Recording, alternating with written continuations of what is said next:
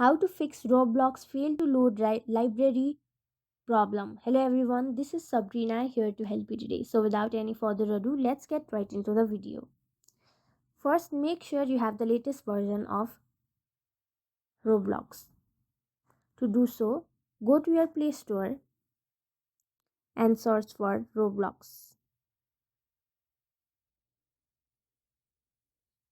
And then, if there is an update button, simply tap on update and get the latest version of Roblox.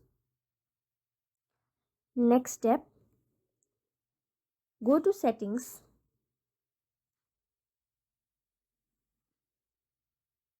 go to apps, find Roblox,